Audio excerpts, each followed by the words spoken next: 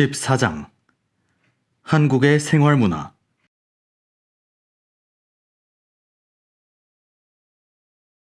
한국의 의식주 문화. 한국인의 일상생활은 개인과 가족의 구체적인 삶의 모습을 통해 알 수 있다. 특히 인간 생활의 3대 요소인 옷, 음식, 집을 가리키는 의식주 문화는 오늘날 한국인이 어떻게 살고 있는가를 가장 잘 보여주는 예이다. 첫째, 한국의 의생활 문화를 살펴보자. 한국인이 입는 옷은 크게 한복과 양복으로 나눌 수 있다. 한국인들은 일상생활에서는 간편한 양복을 주로 입지만 명절이나 중요한 의례가 있을 때에는 한복을 입기도 한다. 한복은 아름답지만 활동하기에는 불편하여 점차 중요한 행사에서만 입는 옷이 되었다. 최근에는 한복의 세계화 바람이 불면서 다양한 스타일의 한복이 생산되고 있다. 또한 간편한 생활 한복을 즐겨 입는 사람도 점차 늘고 있다. 한국인은 체면 치레를 중요하게 생각하기 때문에 옷에 대한 관심이 많다. 한국의 패션 산업이 발전한 것도 이러한 한국인의 가치와 밀접한 연관이 있다. 둘째, 한국의 식생활 문화를 살펴보자. 한국인이 먹는 음식은 쌀을 주식으로 하면서도 다양한 재료를 활용한 반찬이 발달해 있다. 한 나라의 음식 문화는 지리적 환경과 밀접한 관련성을 갖는다. 한국은 전통적으로 농업이 주된 산업이어서 농산물이 풍부하게 생산되었다. 또한 국토의 절반 이상이 산이고 삼면이 바다로 둘러싸여 있어 산나물과 해산물이 다양하게 생산되었다. 이처럼 음식의 재료가 다양한 만큼 음식의 종류 또한 매우 다양하다. 쌀을 주식으로 하면서 장, 김치, 젓갈 등의 발효 음식이 발달하였고 채소류, 나물류, 해산물을 다양한 방법으로 조리하여 반찬의 종류가 아주 많다. 한국에서는 식사 예절을 중요하게 생각한다. 한국인은 식사를 할 때 어른이 먼저 수저를 들고 음식을 먹기 시작한 후에 나이 어린 사람들이 식사를 시작해야 하며 물이나 술은 어른에게 먼저 따르는 것이 일반적이다. 또한 한국의 식문화에서 독특한 것은 상 가운데에 놓고 함께 먹는 찌개가 발달해 있다는 점이다. 이렇게 음식을 나누어 먹는 문화는 공동체 의식을 강조하는 한국 문화가 식생활에도 영향을 미친 것으로 볼 수 있다. 최근에는 여성의 사회활동이 많아지면서 점차 외식 문화가 발달하고 있다. 셋째, 한국의 주생활 문화를 살펴보자. 한국인들은 집에 대한 특별한 애정을 갖고 있기 때문에 남의 집을 임차하기보다는 개인적으로 소유하고자 한다. 내 집 마련의 꿈이라는 말이 있을 정도로 자기 집을 소유하는 것은 한국인들의 바람이 되고 있다. 실제로 한국인들에게 자신이 살고 있는 아파트의 평수는 경제적 능력이나 사회적 지위를 평가하는 기준이 되기도 한다. 최근 들어 젊은 층을 중심으로 임대 아파트를 선호하는 경향도 나타나지만 아직도 많은 한국인들은 자기 집을 소유하고 싶어 한다. 또한 주택의 가격이 주변의 교육 환경이나 지역에 따라 큰 차이를 보이는 것도 한국 주택 문화의 특징이다. 오늘날 한국은 주택의 절반 이상이 아파트인데 도시에서는 대부분의 중산층 가정들이 획일화된 형태의 아파트에서 생활하고 있다. 한국은 국토가 좁고 인구 밀도가 높기 때문에 좁은 땅에 많은 사람들이 생활할 수 있는 아파트가 많다. 1960년대부터 진행된 도시화와 핵가족화로 인해 새로운 주거 양식이 필요하게 되면서 아파트 문화는 급속하게 확산되었다. 1990년대부터는 아파트의 형태도 점차 다양화되어 초고층 아파트나 주상복합 아파트, 외관의 모양이 독특한 아파트가 인기를 모으고 있다. 즉, 네모난 상자 모양의 획일화된 아파트 모양이 조금씩 다양화되어 가고 있는 추세이다. 전통적인 한국의 가옥은 한옥이었다. 오늘날에는 도시화로 인해 전통 한옥에서 생활을 하는 사람들은 거의 없지만 현대식 아파트에도 한옥에서 사용되던 난방 방식인 온돌이 그대로 사용되고 있다. 방바닥을 데워 방의 온도를 높이는 한국식 난방법인 온돌은 최근 들어 다른 나라에도 보급되고 있다. 또한 한국인들은 실내에서 신을 벗고 생활하던 전통적인 방식을 지금도 그대로 유지하고 있다. 오늘날 한국은 지난 60년간의 높은 경제 성장과 산업 구조의 변화, 가족 구조의 민주화, 많은 여성의 사회 참여로 생활 문화가 변하였다. 이러한 환경 변화로 한국인의 생활 문화는 가족을 중심으로 형성되고 있으며 가족 가운데서도 자식을 가장 중요하게 생각하는 문화가 생활 문화로 자리 잡아가고 있다. 한국의 명절. 전통적인 풍속 가운데 1년 중에 특정한 날을 정해두고 온 국민이 즐기는 날을 명절이라고 한다. 한국의 대표적인 명절로는 설날, 추석날, 정월 대보름날을 꼽을 수 있다. 설은 새해의 첫날로 한국에서는 전통적으로 지켜오던 음력설을 샌다. 이날은 새해를 맞이하는 기쁜 날로 한국인들은 고향을 찾아 가족과 함께 연휴를 즐긴다. 또한 이날 아침에는 조상들에게 차례를 지내고 떡국을 먹는다. 또 집안 어른들께 세배를 드리며 한 해의 건강과 복을 기원한다. 한국 사람들은 새해를 맞이하여 새해 복 많이 받으십시오 라는 인사를 주고받는 것이 일반적이다.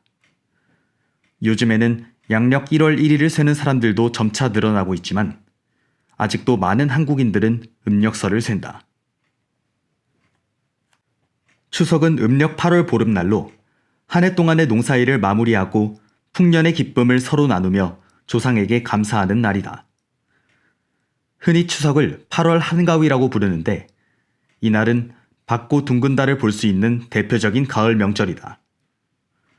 추석에는 해곡식으로 조상들에게 차례를 지내고 조상의 산소를 찾아가는 성묘를 가기도 한다. 정월 대보름은 그 해의 첫 보름달이 뜨는 날이다. 대보름날에는 한 해의 건강과 풍년을 기원하며 오곡밥과 여러 가지 나물을 먹는다. 또 달이 떠오르기 전에 나뭇가지 등으로 달집을 만들어 달이 떠오를 때 이를 태우는 달집 태우기라는 풍속을 즐긴다. 달집을 태우며 한국인들은 달에게 자기의 소원을 빌기도 한다. 이 밖에도 한국의 주요 명절로는 단오, 백중, 동지 등이 있다. 지금은 시계 시간과 태양력에 따라 생활을 하기 때문에 전근대 사회에서 시간의 기준이 되었던 태음력과 자연의 변화에 따르는 명절의 의미는 점차 약화되고 있다. 그러나 많은 한국인들은 여전히 설, 추석 등의 대표적인 전통 명절을 쇠고 있다. 이와 함께 오늘날에는 젊은이들을 중심으로 새로운 명절이 생겨나고 있다. 연인들이 서로 사랑을 전하는 발렌타인데이나 화이트데이는 대표적인 신종 명절이라 할 수 있다. 이 밖에도 삼겹살데이, 빼빼로데이 등 새로운 명절이 생겨나 젊은이들의 일상에 활기를 불어넣어주고 있다.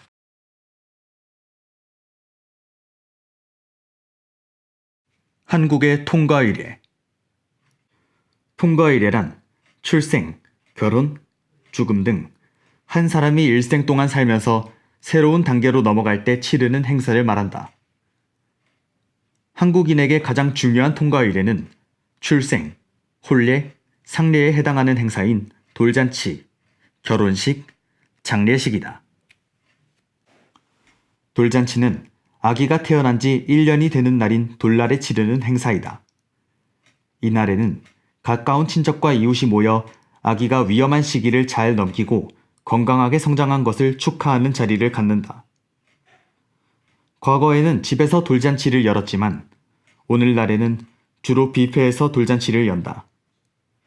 이때 돌상 위에 실, 돈, 곡식, 책, 연필 등을 놓고 아기에게 골라잡게 하여 아기의 미래를 점치는 돌잡이라는 행사를 치른다. 결혼식은 한국인이 가장 중요하게 생각하는 행사로 결혼을 하는 두 사람이 완전한 어른이 되는 기념식이다. 전통 혼례는 복잡한 절차로 치러졌지만 오늘날에는 예식장이나 교회 등에서 간편하게 치러진다. 결혼식은 사회적으로 존경받는 분을 주례로 모셔 진행되는데 혼인서약과 성혼선언, 마지막으로 주례사의 순서로 진행된다. 결혼식장에는 신랑이 먼저 입장하고 서양식 웨딩드레스를 입은 신부가 아버지의 손을 잡고 들어와 신랑과 함께 나란히 주례 앞에 선다. 결혼식을 마치면 기념사진 촬영을 하고 패백을 드린다. 패백이란 전통적으로 신부가 시부모에게 인사를 드리는 풍속인데 전통 혼례복을 입고 큰절을 하며 시부모님께 첫인사를 드린다. 오늘날에는 남녀평등이라는 의미에서 신랑 측과 신부 측, 양가의 부모님과 친지들에게 모두 인사를 드리는 것이 일반적이다. 장례식은 죽은 사람의 장례를 치르는 이식이다. 한국인들은 사람이 죽으면 이 세상과 완전히 분리되는 것이 아니라 영원히 후손들을 돌본다고 생각하여 장례식을 엄숙하게 치른다. 사람이 죽으면 가까운 친지들에게 이를 알리고 3일 동안 장례를 치르는 것이 일반적이다. 종교에 따라 장례 절차는 다소간의 차이가 있지만 이 기간 동안 친지들이 장례식장으로 찾아와 죽은 이에게 예를 올리고 유족을 위로하는 문상을 한다. 전통적으로 한국의 장례 문화는 땅에 시신을 묻고 묘를 만드는 매장 문화였으나 점차 화장 문화가 확산되고 있다. 이 밖에도 중요한 통과 이래로는 만 60세가 되는 해를 기념하는 회가변, 만 70세를 기념하는 고희연이 있으며 매년 고인이 돌아가신 전날 밤에 상을 차려두고 고인을 기리는 제사도 한국인에게는 중요한 행사이다. 한국인들은 친척이나 이웃이 중요한 이례를 치르면 서로 돕고자 하는 마음을 표현했는데 이 가운데 부조 문화는 축의금이나 조의금 형태로 지금도 남아있다. 한국인들은 중요한 이례에 갈 때면 흰 봉투에 돈을 넣어 전달하는데 돌이나 결혼처럼 축하할 일에 내는 것을 축의금이라고 하고 죽은 이에게 조의를 표하기 위해 내는 것을 조의금이라고 한다.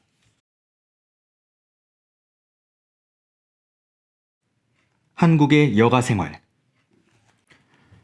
경제 성장을 이루는 동안 한국인들은 많은 시간을 노동을 하며 보냈다.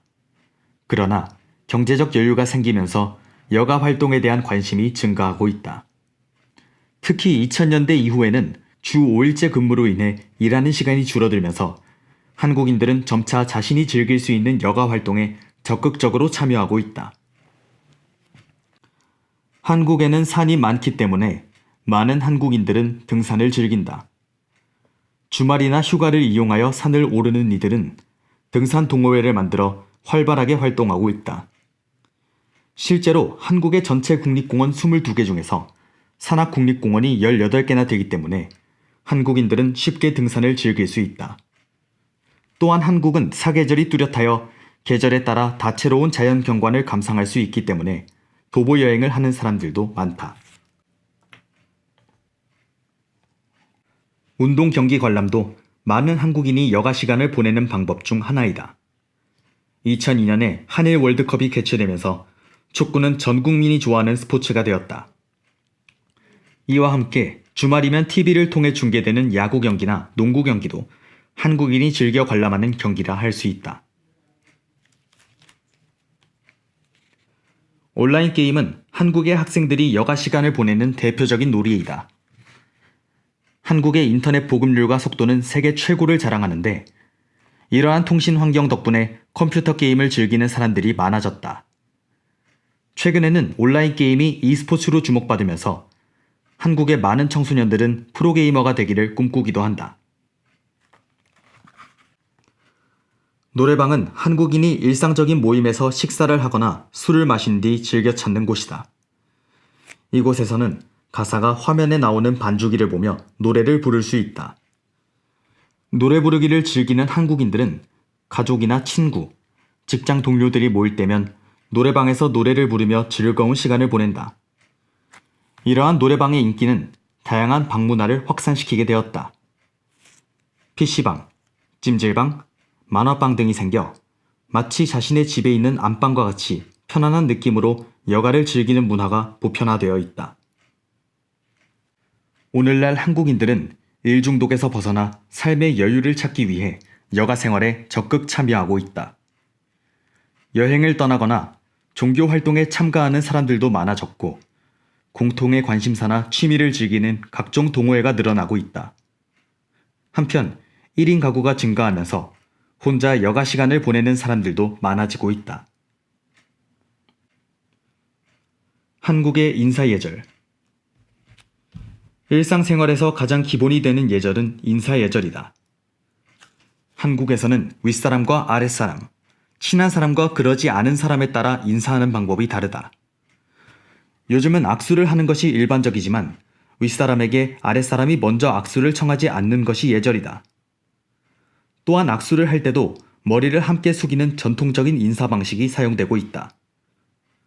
전통적인 인사의 종류에는 큰절, 반절, 선절 등이 있으며 남자와 여자는 인사하는 방식이 다르다.